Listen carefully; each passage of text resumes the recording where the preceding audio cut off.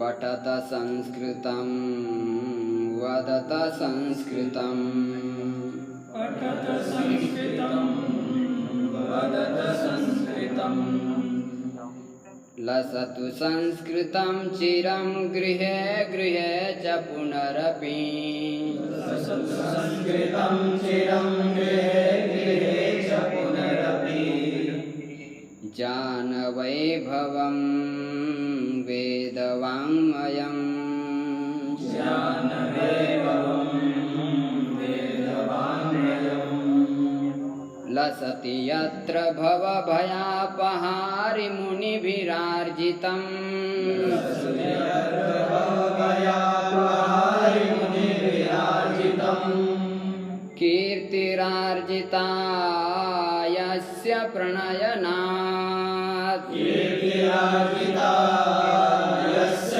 प्रणयनात् व्यासभासकालिदास बाणमुख्यकविभिः व्यासभासकालिदास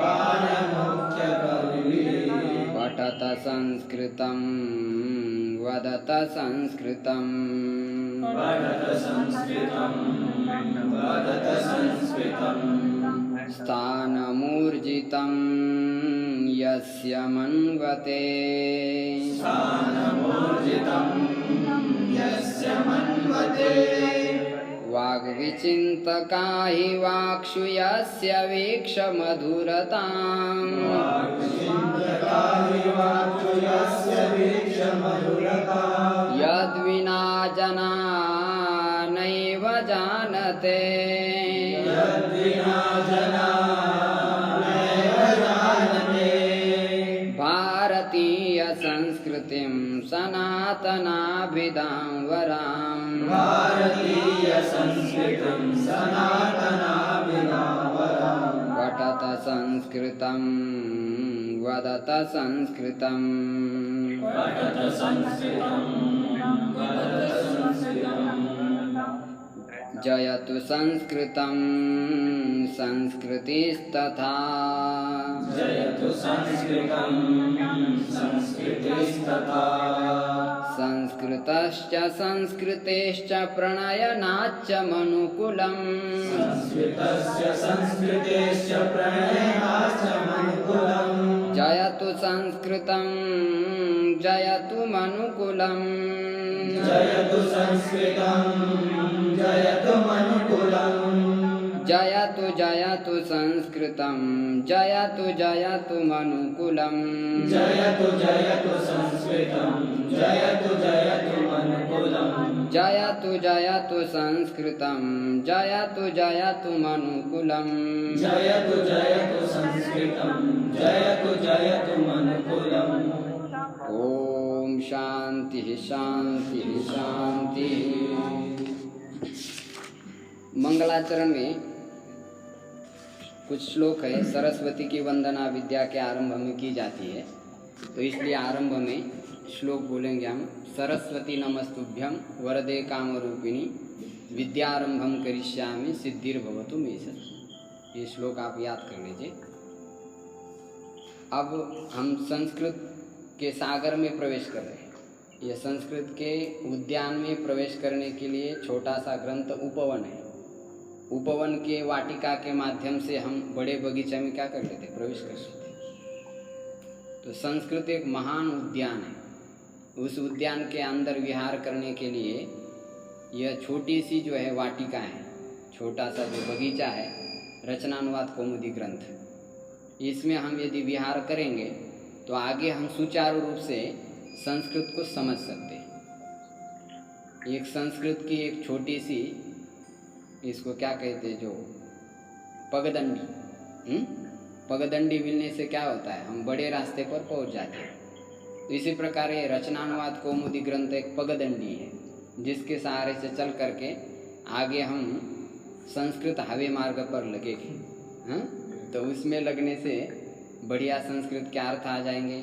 तो उपनिषद के मंत्र है या कोई नीति के श्लोक है और स्मृति के श्लोक है, पुराणों के श्लोक है, उनका अर्थ आसानी से कर पाएंगे। बैठे बैठे हाथ हिला करके बोले, बढ़िया, लोग भी सुनेंगे, रसगुल्ले की तरह, उनका भी क्या लगेगा, मीठा लगेगा।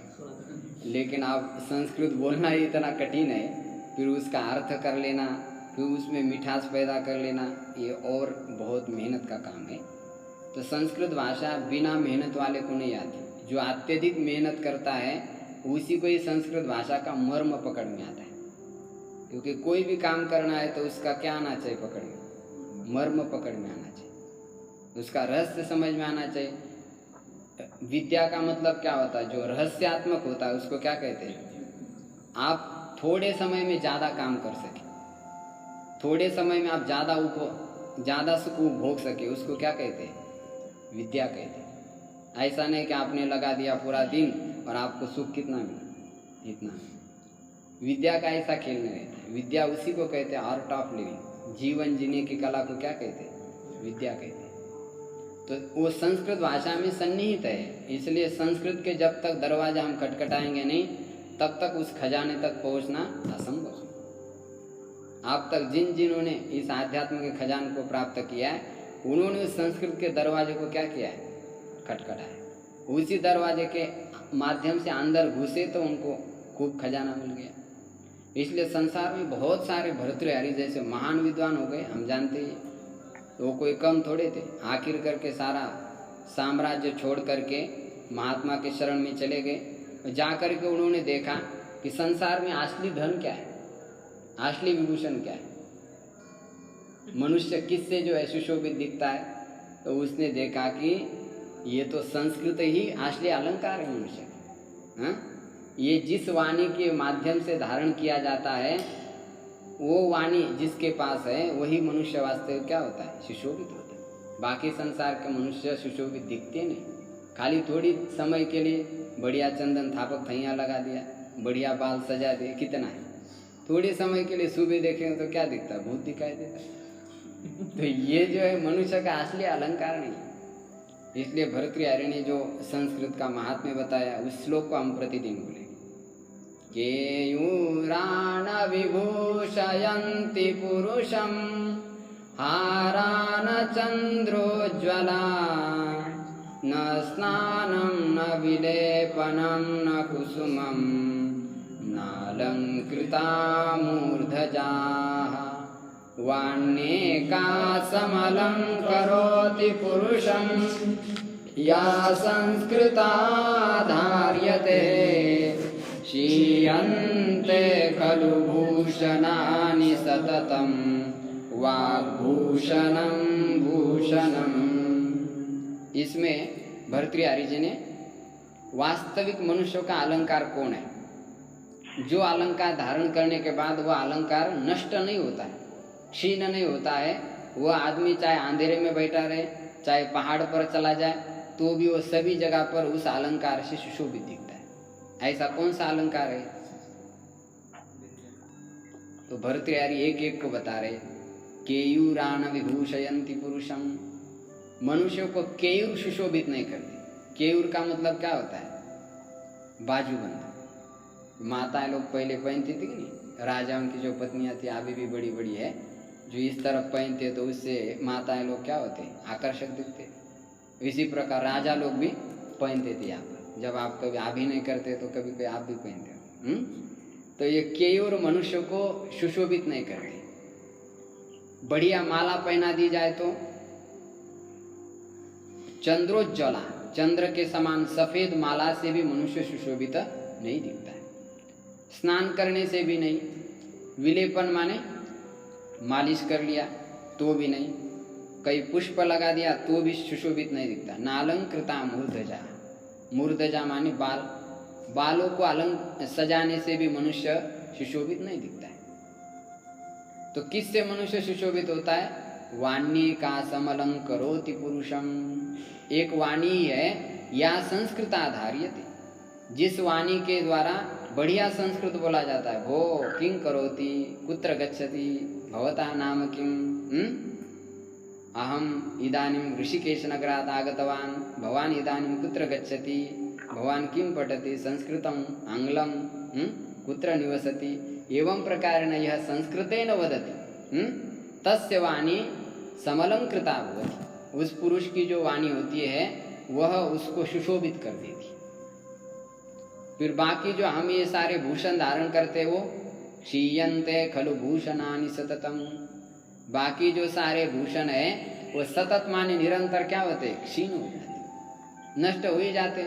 कितना भी बढ़िया जो है माला पहना हो गले में, माला पहनने से बल्कि वो कपड़े खराब हो जाते कई बार, होते कि नहीं, इसलिए लोग कहते बस बस बस बस यही से ठीक है। तो माला मनुष्य को सुशोभित नहीं देती। आप बहुत अच्छी पहनी हो, अब बड़ी बड़ी माला है जैसे नरेंद्र मोदी को पहनते हैं, इधर से 15 लोग इधर से पहनो, क्या करो उसको थोड़ी देर ऐसा शो के लिए धारण करते फिर निकाले। तो इससे क्या, उसके अपेक्षा उसके अकाउंट में बैलेंस डाल लेते तो उसका काम कर लेता मोदी जी कुछ। और इतनी बड़ी माला पहन ली है, क्या करेगा अभी? वो भी जो है अंदर से रोता होगा कि इतनी बड़ी माला पहनाई, इससे तो 10 गरीब लोगों का गुजारा हो जाता, उसको लग जाता। लेकिन आदमी मानते नहीं, आदमी सोचते नहीं बढ़िया जो है इन लोगों का सम्मान करे तो ये खुश हो जाए।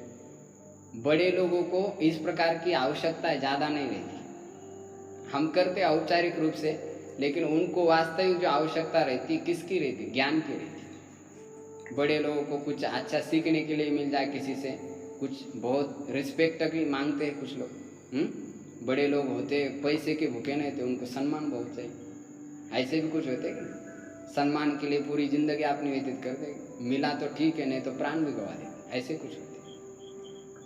तो बड़े लोगों की जो हैसियत होती है, उनकी जो इच्छाएं होती है, उनको समझना चाहिए। तो बड़े लोग असली अलंकार को धारण करते हैं, जिस अलंकार को धारण करने के बाद वो कभी नष्ट नहीं होता। तो ऐसा अलंकार क्या है, केवल संस्कृत भाषा ही।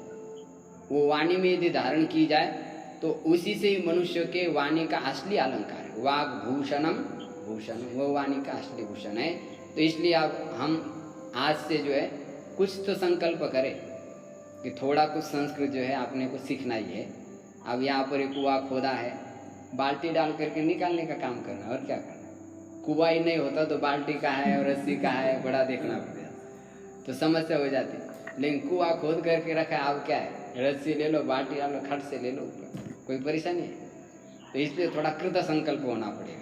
माने जो व्यक्ति निश्चय कर लेता है वो अवश्य आर पार पहुंच ही जाता है, और संकल्प नहीं करेगा तो फिर तो मुश्किल है।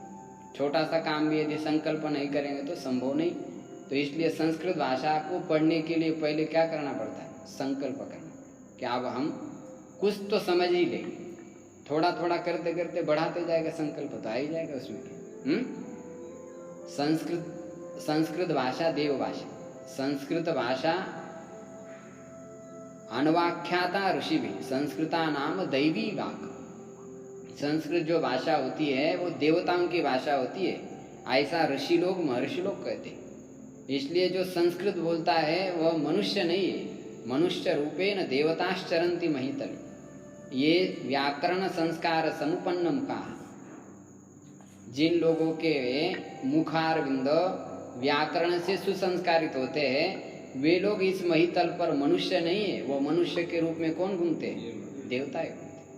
पहचानने की जरूरत है, इतना बड़ा दर्जा दिया है, क्योंकि संस्कृत को कोई सामान्य व्यक्ति धारण नहीं कर सकता। जिसके अंदर ज्ञान वैराग्य का क्या हो, बल हो, वही व्यक्ति उसको क्या कर सकता है, धारण कर सकता है। तो वो योग्यता हमारे अंदर आ जाएगी तब हम धारण करेंगे। योग्यता के बिना कोई चीज़ किस में कैसी रहेगी। खाली आपको दूध भी रखना है तो बर्तन क्या होना चाहिए, साफ होना चाहिए। अब आपने पहले दिन का झूठा बर्तन लाया, डाल दो दूध, 1 लीटर डाल दिया, अब डालने से क्या फ़ायदा है उसमें।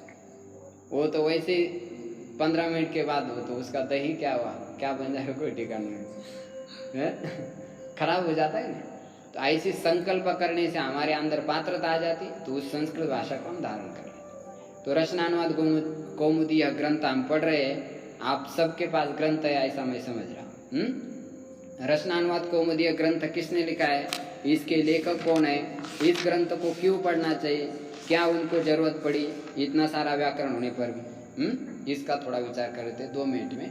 रचनानुवाद के लेखक कौन है, पद्मश्री डॉक्टर कपिल देव द्विवेदी। ये हमेशा ध्यान रखे, बड़े व्यक्ति के जब भी हम नाम लेते हैं ना तब उनको कोई ना कोई क्या लगाना चाहिए, विशेषण लगाना चाहिए, उपाधि लगानी चाहिए। ऐसा ही नहीं बोल दिया, बोले कौन है, वो तो कपिल देव है, ऐसा तुम्हारा दादा है? कई लोग ऐसे होते विचित्र कि उनको रिस्पेक्ट देना नहीं जानते। बड़े लोगों को जब बोलते हैं तब आगे पीछे सब शब्द लगाने पड़ते हैं। तभी बोला, एक तो नाम ही नहीं ले उनका। शास्त्र में ये आया है, आत्मनाम गुरुर्नाम नामाति कृपणस्य च श्रेयस्कामो न गृह्णीयात् ज्येष्ठ आपत्य कलत्रयो। जिसको अपना कल्याण करना है तो उसको कभी भी गुरु लोगों के नाम नहीं लेना चाहिए, नहीं तो फिर वो कल्याण मार्ग में आगे जा ही नहीं सकता है। वही उसका जो क्या होगा, ठप हो गया। आत्मनाम गुरुर्नाम नामाति कृपणस्य च, माने अपना नाम भी नहीं लेना। आए हमने ऐसा किया वैसा किया, आपने इतने को पढ़ाया तब तो ये हो गए सक्षम, नहीं तो क्या। वो अपना नाम ले लिया तो बस खत्म हो गया। गुरु का नाम भी कभी वाणी से नहीं लेना चाहिए। इसलिए कहते हैं हमारे गुरु जी महंत जी है, आचार्य जी है, वेदांती जी है, ऐसा कुछ बोलते हैं, नाम से कभी नहीं बोलते। ज्येष्ठ आपत्य कलत्रयो, अपना जो बड़ा आपत्य है पिता को, उसका भी नाम नहीं लेना चाहिए, नाम से नहीं बोलना चाहिए। दादा भैया कुछ तो उसको बोलना चाहिए। पत्नी का भी नाम नहीं लेना चाहिए। ज्येष्ठ आपत्य कलत्रयो, कलत्र माने पत्नी, तो पति है तो उसको अपने पत्नी का नाम नहीं लेना चाहिए, और पत्नी है तो अपने पति का भी नाम नहीं लेना चाहिए। इसलिए वो आप घर में जानते हो कैसी माता बोलती है, ये जी कहती, हाँ जी कहती, ऐसा तो इसलिए बड़े व्यक्ति के नाम नहीं लेना। ये बात आप हमेशा ध्यान रखें।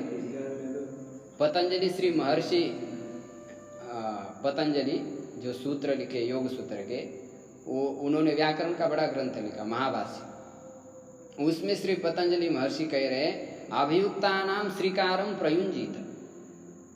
अभियुक्त जो पुरुष होते हैं उनके नाम से पहले क्या लगाना चाहिए, श्री लगाना चाहिए, तभी उनका नाम उच्चारण करें, नहीं तो जरूरत नहीं बोलने की, मतलब ही नहीं कोई बोलने का, उससे अपना विनाश हो जाएगा, नाश हो जाएगा। श्रेय मार्ग पर हम आगे नहीं जा सकते। तो ग्रंथ के लेखक कौन है, पद्मश्री डॉक्टर कपिल द्विवेदी आचार्य है। देखो आगे पीछे दोनों तरफ उनको लगाया, लिखा है। तो ऐसा इन्होंने एक ग्रंथ लिखा है। किस लिए लिखा है, जो संस्कृत जानना तो चाहते हैं लेकिन सीधा पाणिनि महर्षि का व्याकरण तो नहीं समझ पा रहे। उसमें तो आए उन है, फिर पहला सूत्र हलंत्यम, वह हलंत्यम कैसे चल गए, हम तो वापस हट गए। उसी में वो जो डर जाते, हलंत्यम पढ़ नहीं पाते ठीक से, इतना कठिन हो जाता है। उसमें विभक्तियाँ समझनी, कौन सी प्रथमा है, कौन सा नपुंसकलिंग के समान चलता है, और वो सुनते ही डर के भाग के चला जाता है। संज्ञा प्रकरण होते होते 15 विद्यार्थी है तो उसमें कितने बचते हैं, 2 भी मुश्किल से बच पाते, एक ही रह जाता है। कभी कभी तो ऐसा हो जाता, शुरू करने के लिए 1 महाशय होते और समाप्ति के समय तीसरे होते ऐसी दुर्दशा होती है। यदि समझाने वाला ठीक न हो, ग्रंथ वैसे ही पहला कठिन हो तो ऐसा हो जाता है। तो ये सब देखा श्री पंडित श्री कपिल द्विवेदी जी ने, तो उन्होंने सोचा कि ये संस्कृत भाषा का अनुवाद कैसा किया जाए, लोगों को इतनी कठिनाई भी नहीं हो, और वे जैसे अयम निजः परो वेत्ति गणना लघुचेतसाम, उसमें कैसे षष्ठी सप्तमी प्रथमा है, ये विभक्ति का ज्ञान हो जाए, उसको अर्थ आ जाए।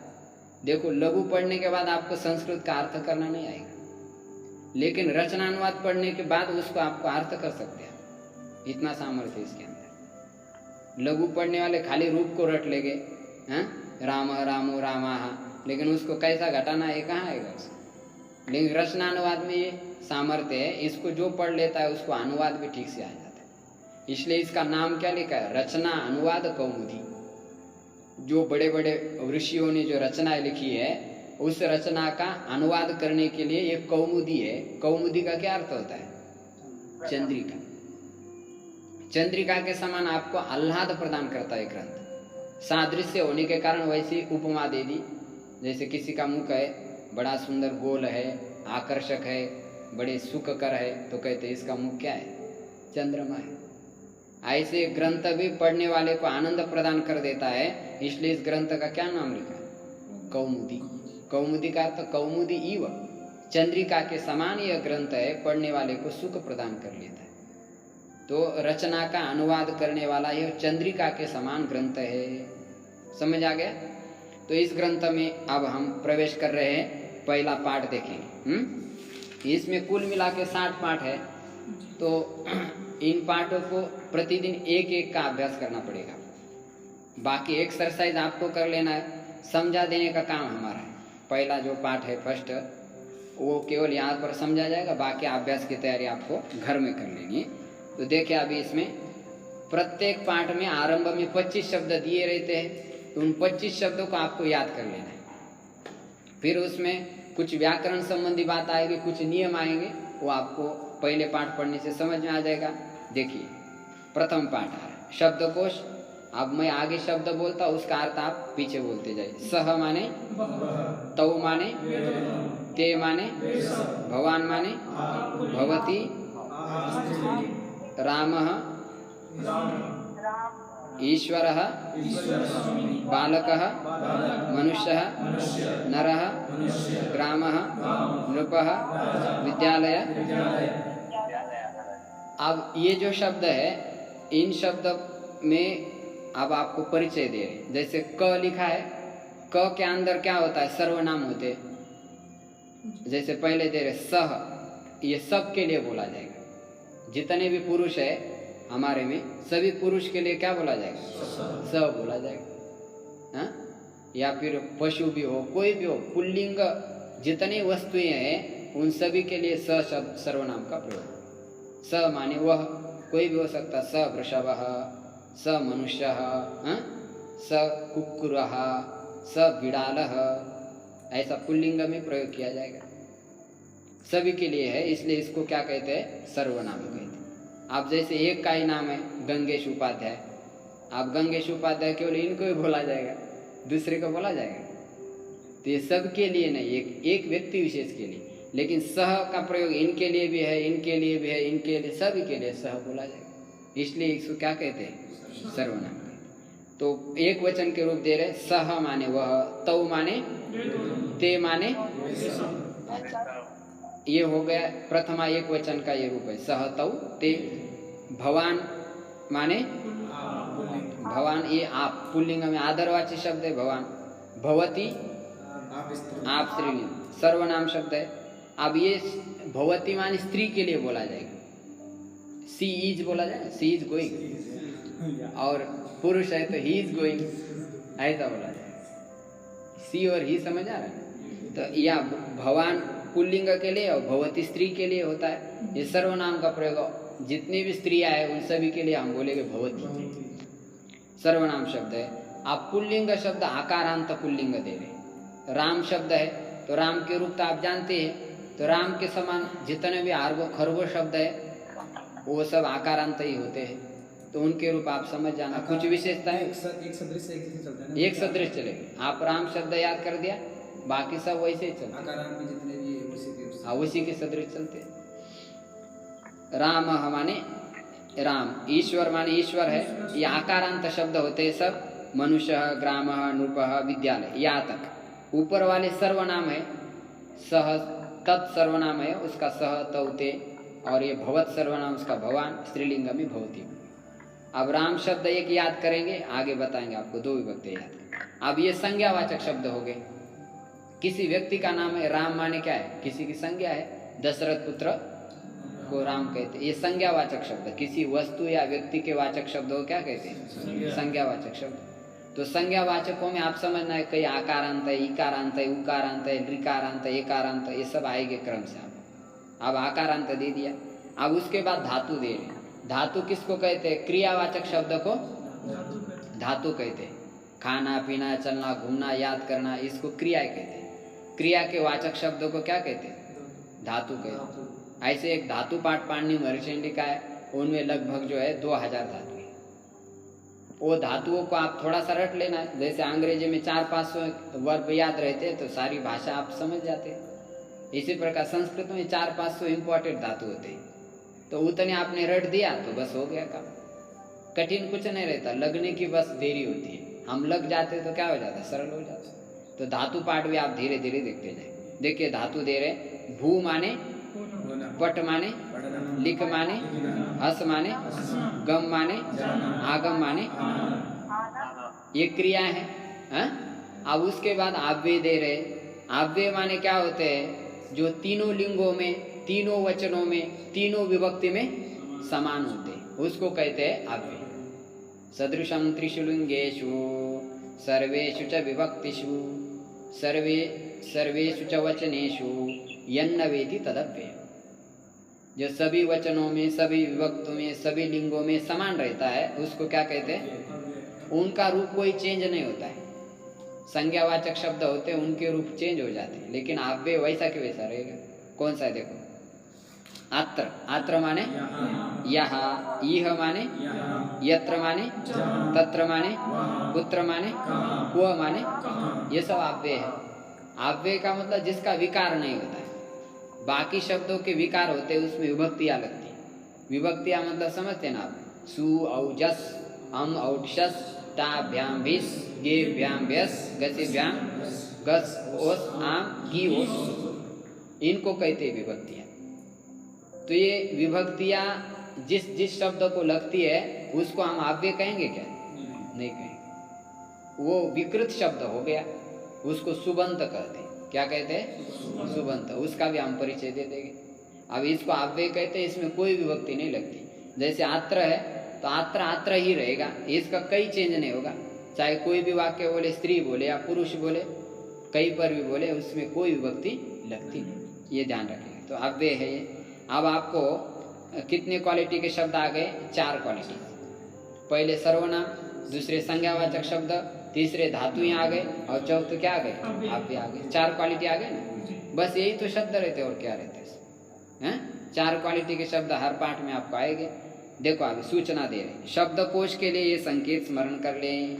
शब्दकोश जो ऊपर 25 शब्द आएंगे उनको ये संकेत शुरू में याद कर लेना है। क्या है? क में संज्ञा या सर्वनाम शब्द रहेंगे, और ख में धातु या क्रिया शब्द, और ग में अव्यय या क्रिया विशेषण, और घ में विशेषण शब्द रहेगा। विशेषण कौन से? विशेषण माने अब यहाँ पर दिया नहीं कोई शब्द, ठीक पूछा आपने प्रश्न। विशेषण माने जैसे का राम जी है, बोले राम जी दक्ष गायक है। कैसे गायक है? राम जी दक्ष गायक है, तो दक्ष क्या हो गया उसका? विशेषण। ऐसे विशेषणवाचक शब्द। चतुरहा माने उस व्यक्ति की विशेषता बताने वाले जो शब्द होते हैं उसको कहते हैं विशेषण। हैं? जैसे मनुष्य है, तो मनुष्य कह दिया तो क्या मनुष्य है? ये बड़ा दौड़ता है, बड़ा खेलता है, हैं? तो ये उसका क्या होगा? विशेषण। जैसे इसमें कौमुदी विशेषण हो गई, जैसे चंद्रमा के सदृश उसने रखा इसको। नहीं, उसको नहीं कहेंगे कौमुदी विशेषण, वो नहीं। ग्रंथ, ये कैसा ग्रंथ? कौमुदी है, प्रकाशमान कौमुदी है, वो तो विशेष है। कोई ऐसा शब्द जो कि विशेष की विशेषता बताता है उसको क्या कहते हैं? विशेषण। हाँ, जैसे कहा कि अनिकेत है, कैसे है? बोले पीला कपड़ा वाला, तो पीला कपड़ा उसका क्या हो गया? विशेषण हो गया। ऐसे कुछ व्यक्ति की विशेषता बताने वाले शब्दों को विशेषण कहते हैं। विशेषम व्यावर्तयति बोधयति इति विशेषण। जो विशेष्य को अन्य वस्तु से अलग करता है उसको क्या कहते हैं? विशेषण कहते हैं। पीला कपड़ा कहने से बाकी सफेद और काले कपड़े वाले से क्या हो गया? व्यावर्तन हो गया, तो इसको विशेषण कहते हैं। विशेष्य की जो विशेषता बताता है उसको विशेषण, वो आएगा आगे धीरे धीरे। तो अव्यय या क्रिया विशेषण, क्रिया का विशेषण जैसे कहा है दौड़ता है, लेकिन कैसा दौड़ता है? मंदम धावती। कैसा दौड़ता है? तो ये क्रिया का विशेषण है। मंदम यथा भवति तथा धावती, शीघ्रम धावती, उच्चैः वदति, ये क्रिया विशेषण इसको कहते हैं। और पुरुष का विशेषण जैसा ये पुरुष है, चतुरः पुरुष, ये पुरुष का विशेषण माने क्रिया के विशेषण और पुरुष के विशेषण। फिर कर्म के विशेषण। अब बीच में जितने सब आएंगे ना विभक्तियां हमारे, कर्ता, कर्म, करण, संप्रदान, आपादान, उन सब के विशेषण आएंगे। धीरे धीरे हम सीखेंगे। आप केवल 2 विशेषण याद रखना, एक कर्ता का विशेषण, दूसरा क्रिया का विशेषण। अभी कर्म का जब आएगा तब समझा देंगे। बस इसी से सेंटेंस बनता है, पूरा वाक्य बनता है इसी से। तो उसको देखेंगे हम धीरे धीरे। विशेषण शब्द होते हैं तो उसको देखेंगे आगे। अब क में देखिए, क में क्या लिखा है? पढ़ लीजिए कोई। चिन्ह। हाँ, अर्थात लकीर। हाँ, तक अर्थ का बोधक है। हाँ, जैसे 1 से 10 तक। हाँ, जैसे अब ये लिखा है, एक बीच में ऐसा लिखा रहेगा तो ये किस अर्थ का बोधक है? तक। तक अर्थ का बोधक है। 1 से 10 ऐसा लिखा है तो आप समझ लेना 1 से लेकर 10 तक, ये अर्थ हो गया उसका। ऐसे यहाँ पर लिखा राम प्लस विद्यालय, ऐसा लिखा, तो इसका अर्थ क्या होगा? राम से विद्यालय तक, ऐसा अर्थ। देखो आगे लिखा है, पढ़ो। राम लकीर विद्यालय, हाँ। राम से विद्यालय तक के शब्द, ऐसा इसका अर्थ हो जाएगा। उस लकीर का अर्थ समझे आगे। खयवत, हाँ अर्थात तुल्य, हाँ सदृश, जैसे रामवत, हम्म अर्थात राम के तुल्य रूप चलेंगे। हाँ, जैसे हम कहते ब्राह्मणवत, क्या कहते हैं? ब्राह्मणवत, ये ब्राह्मण की तरह व्यवहार करता है, ये क्षत्रिय की तरह व्यवहार करता है, तब उसमें वत प्रत्यय लगता है, हैं? तो ऐसे राम के साथ लग दिया रामवत, हैं? तो राम के सदृश अन्य शब्द चलेंगे, जैसे विद्यालय है, ईश्वर है, वो राम सदृश चलेगा, ऐसा इसका अर्थ हो गया। आ गया समझ में? इसी प्रकार क्रियावाचक शब्द है भवती, अब आएगा भवती वत, वत लगा देने से आपको अन्य जो क्रियाएं हैं वो भी इसी की समान चलेगी, ऐसा समझ। ठीक है, अभी क में क्या लिखा है?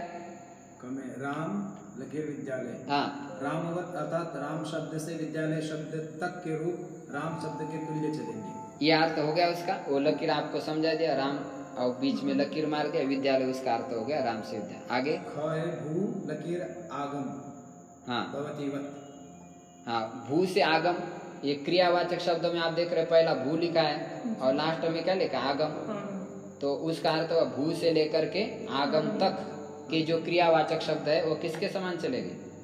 भू के समान चलेंगे, भवती के समान। ये तो सरल है ना। चलो आगे। आगे क्या दे रहे हैं अभी? व्याकरण, लट, परस्मय पद और कर्तृवाच्य, ये समझा रहे आपको, हाँ? अब व्याकरण में पहला राम शब्द दे रहे, तो राम शब्द के साथ विभक्तियां लगती है। जो विभक्ति आपने याद की, सु औ जस, हम औ शस, तो आप पहले 2 विभक्ति आपको बताएंगे, प्रथमा और द्वितीया। इस पाठ में कर लेना है, वैसे आपको सब याद ही, लेकिन अब हम धीरे धीरे जाएंगे, ज़्यादा हड़बड़ी भी नहीं करेंगे। हाँ, तो राम का बोलिए। राम रामो रामः प्रथमा, रामं रामो रामां द्वितीया। द्वितीया, प्रथमा को कहते कर्ता और द्वितीया को क्या कहते? कर्म कहते। अब उसके साथ जो संक्षिप्त प्रत्यय लगते वो आगे लिखे अह औ आहा, अम औ आन। अब कोई भी आकारांत शब्द है उसके साथ ये जोड़ेंगे आप, अह औ आहा, अम औ आन, ऐसा जोड़ेंगे तो सारे शब्द वैसे बनेंगे। देखो आगे लिखा, संक्षिप्त रूप शब्द के अंत में लगेंगे, जैसे बालकः, बालको, बालकाः, बालकम आदि, ऐसा समझ लेना है ना, आदि। चलो आगे। भू धातु लट लकार वर्तमान काल और संक्षिप्त रूप। भू धातु का लट लकार, अब क्रियाएं जो है 10 लकारों में चलती है, लट, लिट, लुट, लिट, लोट, विधिलिंग, आशीर्लिंग, लुंग लकार और लिंग लकार, ऐसे 10 लकार होते हैं। तो उनमें से हम 3 ही देखेंगे मुख्य रूप से, वर्तमान काल का, भविष्यत काल का और भूतकाल का। 5 लकार वैसे मुख्य होते हैं, फिर 5 लकार जब हम आगे जाएंगे पहुंचेंगे तब करेंगे। ऐसे 5 लकार अभी हम एक एक धातु के देखेंगे, इसमें अंत में दिया है, प्रैक्टिस करेंगे उसका। तो भू का क्या बनेगा? भवती, भवतः, भवंती। ये भू के स्थान पर आपको भव कर देना है, और भव प्लस अति इजिकल टू क्या बनेगा? और भू के स्थान पर भव और क्या लिखा है आगे? अतः, बराबर मिला दिए क्या बनेगा? भवत। भू के स्थान पर भव, फिर अंति कर मिला दे क्या? भवंती। तो भवती, भवतः, भवंती, ऐसा बन गया। ये इसको कहते प्रथम पुरुष। क्या कहते हैं इसको? तो इसको कहेंगे एक वचन, इसको द्विवचन और इसको बहुवचन। तो प्रथम पुरुष का एक वचन, द्विवचन और बहुवचन हो गए। इसमें 9 रूप बनते। कितने रूप बनते? जैसे राम शब्द है तो उसके 21 रूप बनते। ऐसे क्रिया के कितने रूप बनते? 9। हर एक क्रिया के भवती, भवता, भवंती, भवसी, भवता, भवामी, भवाओ, भवामी। इसके कर्ता भी 9 होते। जैसे अंग्रेजी में होते ही, दे, यू, यू होता है, और ही, और लास्ट में क्या होता है? उत्तम पुरुष, इज, हिज, प्लूरल, हाँ हिम होता है। प्लूरल में क्या होता है? प्लूरल, द्विवचन तो है नहीं अंग्रेजी में। तो ऐसा आप इसमें भी यही है, सेम, कोई कठिनाई थोड़ी। अंग्रेजी जब आप पढ़ सकते हो तो इसमें क्या कठिनाई, लेकिन मन बनाना चाहिए। मन बनाने से आ जाता है। अब अंग्रेजी पढ़ने का हम भी मन बनाए थे, हैं, लेकिन क्या है, वो मन ही टूट गया। पढ़ करके करेंगे क्या? हमको कौन सा विदेश में लेक्चर देना है? आपने यही पढ़ी जो है अंग्रेजी, संस्कृत सिखा लेना, इसलिए हमने उसको छोड़ दिया। तो आपको यदि जाना है तो आप पढ़ सकते हो, इसमें क्या है। देखो अब संक्षिप्त अंत में लगाकर अन्य धातु के रूप बनाए, जैसे पठती, लिखती, हसती, गच्छति, आगच्छति आदि। लट आदि में गम को गच्छ हो जाता है। लट वर्तमान का, लट का क्या अर्थ होता है?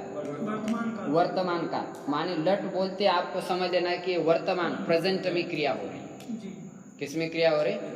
प्रेजेंट में, वर्तमान फिलहाल में चल रहा है। गो, गो माने जाना, और आईएनजी लगा दिया तो क्या होगा? गोइंग हो गया। ऐसे भवती का अर्थ है गच्छति, भक्षति, क्रीडति, हसति, स्मरति, वदति, पश्यति, शृणोति, ये सब वर्तमान कालीन क्रिया होती है। तो इसको हम लट के द्वारा कहते हैं। किसके द्वारा कहते हैं? लट लकार की क्रिया है। तो लट माने वर्तमान का, इसका बोध हो जाएगा।